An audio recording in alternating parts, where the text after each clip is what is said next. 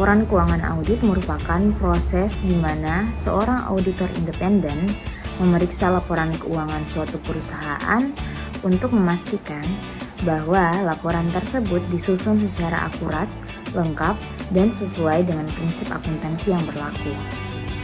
Nah, untuk tujuan laporan keuangan audit, 1. Memberikan opini independen, 2. Meningkatkan kepercayaan, 3. Mendeteksi kesalahan dan kecurangan, dan yang terakhir itu memperbaiki sistem pengendalian intern. Latar belakang, laporan audit merupakan media yang dipakai oleh auditor dalam berkomunikasi dengan masyarakat lingkungannya. Dalam laporan tersebut, auditor menyatakan pendapatnya mengenai kewajiban laporan keuangan auditan. Pendapat auditor disajikan dalam suatu laporan tertulis yang umumnya berupa audit baku. Laporan ini sangatlah penting sekali dalam suatu audit atau proses atestasi lainnya karena laporan menginformasikan pemakai informasi mengenai apa yang dilakukan auditor dan kesimpulan yang diperolehnya. Dan suatu pandangan pemakai, laporan dianggap sebagai produk utama yang diperoleh. Dari satu pandang, pemakai laporan sebagai produk utama dari proses atestasi. Standar Profesional Akuntan Publik atau SPAP mengharuskan dibuatnya laporan setiap kali laporan akuntan publik dikaitkan laporan keuangan. Akun persediaan merupakan akun yang kompleks dan memerlukan pengendalian yang kuat karena persediaan adalah bagian utama dalam neraca dan seringkali merupakan perkiraan yang terbesar yang melibatkan modal kerja. Selain itu, persediaan juga sering tersebar di beberapa lokasi yang menyulitkan perhitungan fisik.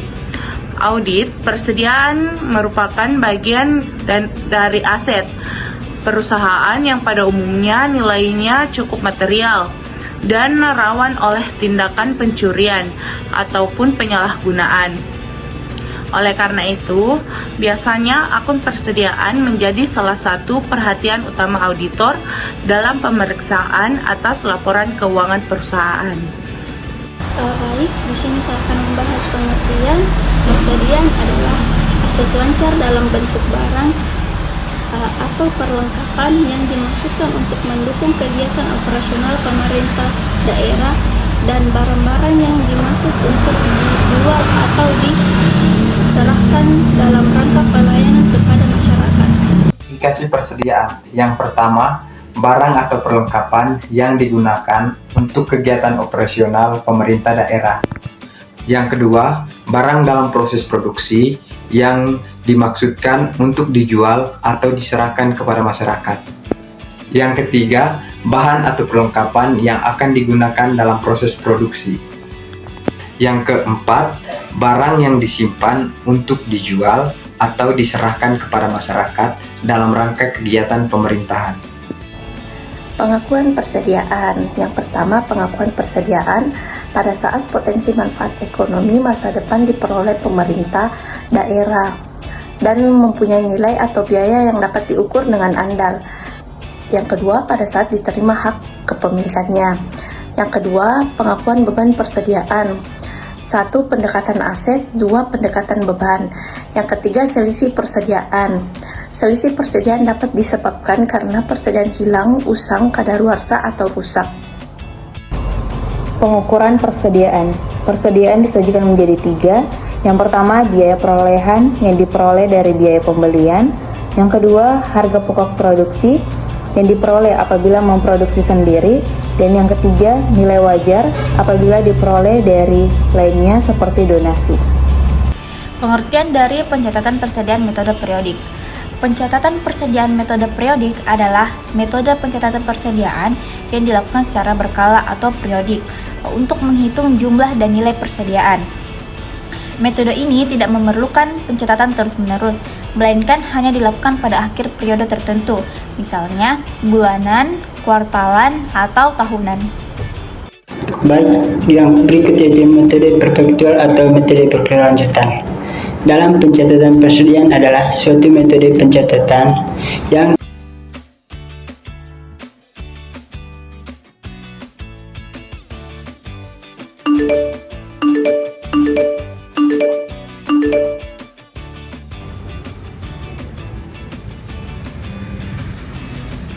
Halo guys, kami dari kelompok 4 akan melakukan pelaporan auditing. Ayo, ayo, ayo, ayo. Summer after high school when we first met, we make out in your Mustang to Radiohead. And on my 18th birthday, we got matching tattoos. Used to steal your parents' liquor and climb to the roof. Talk about a future like we had a clue. Never planned that one day I'd be losing you. In another life, I would be your girl. We keep all our promises, be us against the world.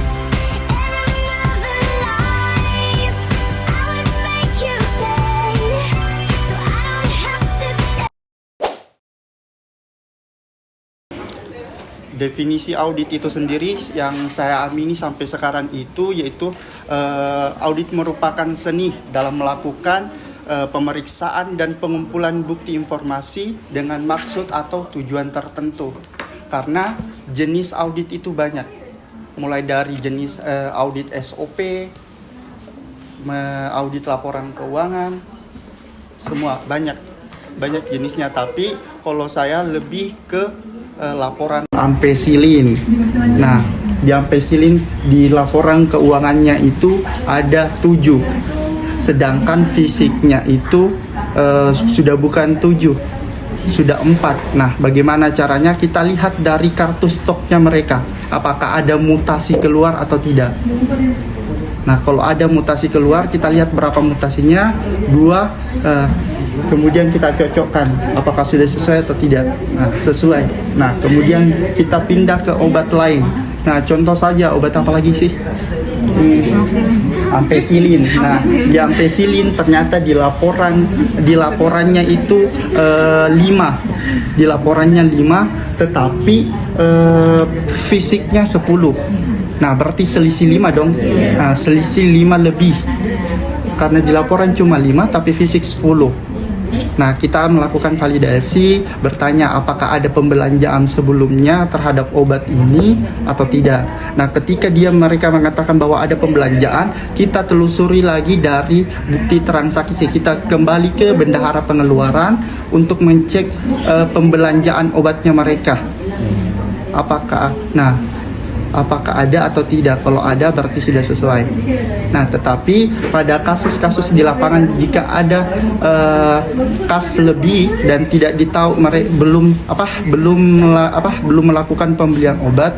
Nah, ini namanya selisih lebih. Nah, ini adalah temuan audit lagi bahwa di laporan keuangan segini tetapi faktanya yang di lapangan adalah 10. Nah, ini salah satu temuan audit. Nah, nanti kita akan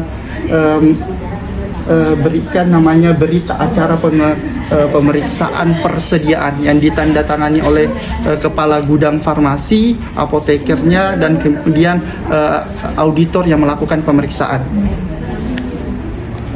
Ini adalah obat. Nanti di rumah sakit itu ada ribuan obat, tetapi kita akan melakukan sampling. Kita akan melakukan pengambilan sampel, mulai dari sampel terkecil, tengah, sampai dengan terbesar, nilai terbesar. Kalau sementara itu anggap ada kadaluarsa itu obatnya tetap dihitung. Badan Layanan Umum Daerah tidak boleh untuk penanganannya mereka melakukan pemisahan bahwa ini obat kadaluarsa, ini sudah tidak, tetapi tidak boleh langsung dihapus, tetap dicatat. Biasanya itu mereka membuatkan namanya akun tersendiri, yaitu persediaan lainnya. Nah, persediaan obat lainnya biasa mereka menjelaskan di catatan atas laporan keuangannya itu biasa adalah obat yang sudah kadaluarsa, tapi tidak boleh dilakukan penghapusan karena mereka akan selisih. ada dua penanganannya sebenarnya. Kalau di lapangan itu ketika ada selisih minus dari persediaan, kalau ini bukan temuan, kita suruh ganti penanggung jawabnya. Itu dari pihak auditor yang menyuruh atau pihak auditor dia menyampaikan pendapatnya untuk tindak lanjut. Nah, betul. Nah, biasanya dari pihak auditor itu kita akan melakukan ketika sudah kita melakukan pemeriksaan keseluruhan dan kita menemukan ada selisih kas kurang, kita akan panggil penanggung jawab, kepala penanggung jawabnya. Nah, kita akan lakukan rapat dan mempertanyakan kenapa ini bisa selisih kurang dan ini selisih lebih. Nah, yang paling susah itu selisih lebih yang mereka tidak bisa jelaskan. Ini akan menjadi catatan dan akan ditindaklanjuti oleh Badan Pemeriksa Keuangan RI atau BPK biasa. Nah, kalau kurang biasa mereka langsung ganti, tapi kalau lebih diperiksa lagi. Nah, kenapa? Nggak bisa, pas harus ditelusuri awalnya, kurang dan pembeliannya deh. Kau mau saya tambahin, mau beli tambahin. Hampir semua perusahaan atau rumah sakit itu mereka diaudit. Baik itu perusahaan swasta, pemerintah. Kalau swasta mereka itu ada namanya auditor internal, auditor internalnya sendiri. Kalau di pemerintahan ada namanya inspektorat. Inspektorat adalah pemeriksa internalnya dia sebelum dilakukan pemeriksaan eksternal. Makanya sebelum dilakukan pemeriksaan eksternal mereka harus diperiksa oleh pihak internal dulu. Karena kalau sudah eksternal yang sudah dapat temuannya itu sudah tidak bisa dinego lagi.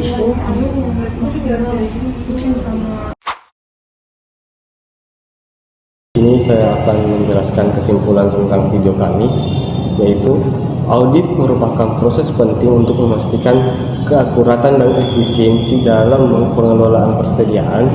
Proses ini meliputi perencanaan audit, pengumpulan data, penilaian sistem pengendalian internal, penghitungan fisik persediaan, verifikasi dan analisis hasil, serta penyusunan laporan audit. Melalui langkah-langkah ini, perusahaan dapat mengidentifikasi dan mengatasi ketidaksesuaian, peningkatan pengelolaan persediaan, dan meminimalkan risiko kehilangan barang. Tindak lanjut dari temuan audit juga sangat penting untuk memastikan perbaikan berkelanjutan dalam sistem manajemen persediaan. Itulah tadi kesimpulan dari kelompok kami. Kurang dan lebihnya mohon dimaafkan. Terima kasih dan Assalamualaikum warahmatullahi wabarakatuh. Motivasinya, belajarlah dari kemarin, hiduplah untuk hari ini, berharaplah untuk besok. Yang paling penting adalah tidak berhenti untuk bertanya.